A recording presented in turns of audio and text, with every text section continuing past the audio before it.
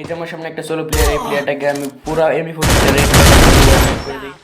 তার মধ্যে থেকে একটা ইলিশ কাটিয়ে আমি বারমুডা ম্যাপের অর্থাৎ কালাহারি ম্যাপের মাটির নিচে চলে আসি। এখান থেকে আমি ম্যাচটাকে বয়ে করার চেষ্টা করবো। আর উপরে যে প্লেয়ারটা আছে এই প্লেয়ারের কাছে কোনো ম্যাক্সিমাম ক্যারেক্টার নাই, তার জন্য আমার আরও সুবিধা হয়ে গেছে। তোমরা ভিডিও শেষে এটা দেখতে পারবে। আর আমার বদলা টিমমেট থাকার কারণে সে গেম থেকে বাইরে পড়ছে। যেহেতু জোনটা লাস্টের পর্যায়ে, তার জন্য আমি এখান থেকে একটু জোন ড্যামেজ খেয়ে জোনের ভিতরে আবার এসে পড়ি এবং এই সাইডে কয়েকটা মেড কিট ফেলায় রাখি। জোন হেলদি একটু অতিরিক্ত কাটে ফেলেছিল, তার জন্য আমি একটা নর্মাল মেড কিট মেরে কিছুক্ষণ অপেক্ষা করতে থেকে অপেক্ষা করার পর আমি আমার ব্যাকপ্যাক থেকে কয়েকটা মেড কিট ফালাই দিই নিচে। জোনটা মিলে যাবে আর কিছুক্ষণ সময় বাকি আছে, তার জন্য আমি এখান থেকে একটা সুপার কাঞ্জার টেনে বরাবরের মতো দুইটা সুপার মেড কিট মারতে থাকি। সুপার মেড কিট দুইটা মারার আগে দেখি এনিমি নকডাউন হয়ে পড়ে গিয়েছে আর আমার উপরে ওঠা হলো না। বাট এখান থেকে আমার বুয়া হয়ে যায়। ভিডিওটা ভালো লাগলে ভিডিওতে লাইক করে, চ্যানেলটা ভালো লাগলে চ্যানেলটাকে সাবস্ক্রাইব করে রাখুন।